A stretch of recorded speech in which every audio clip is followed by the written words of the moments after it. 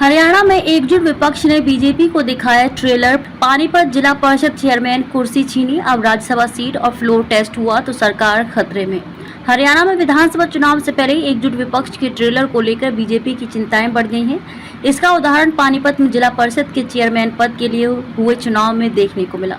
इस चुनाव में काजल देशवाल ने एक निर्दलीय उम्मीदवार के तौर पर अपना पर्चा दाखिल किया था। उनके सपोर्ट में कांग्रेस, जजपा, INLD सभी दल आ गए।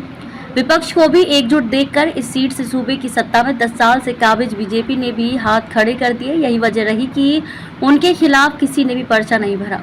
वोटिंग में कुल 17 पार्षदों में से 13 पार्षदों ने भाग लिया। सियासी जानकारों का कहना है कि लोकसभा चुनाव के तुरंत बाद इस जिला परिषद के चुनाव में बीजेपी के लिए राज्यसभा सीट और विधानसभा में होने वाले फ्लोर टेस्ट को लेकर चिंताएं बढ़ा दी हैं।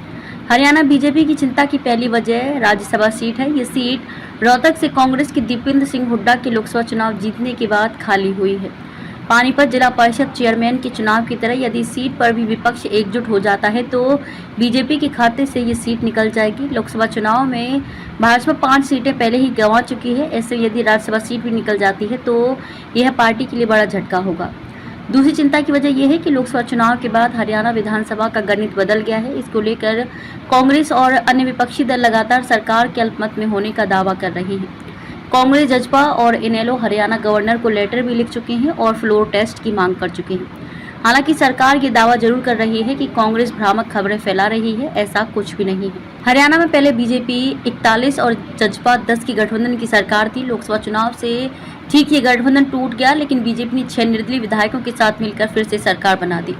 हालांकि लोकसभा चुनाव की वोटिंग से पहले 3 निर्दलीय विधायकों ने समर्थन वापस ले लिया।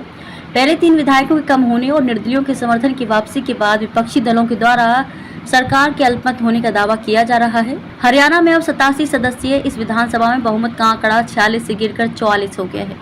हालांकि करनाल से सीएम सैनी के जीतने के बाद सदन में भाजपा के 41 विधायक पूरे हो चुके हैं। हलोपा के गोपाल कांडा और एक निर्दलीय विधायक नयनपाल रावत का साथ होने के बाद भी बहुमत के आंकड़े से 1 नंबर भाजपा दूर दिखाई दे रही है।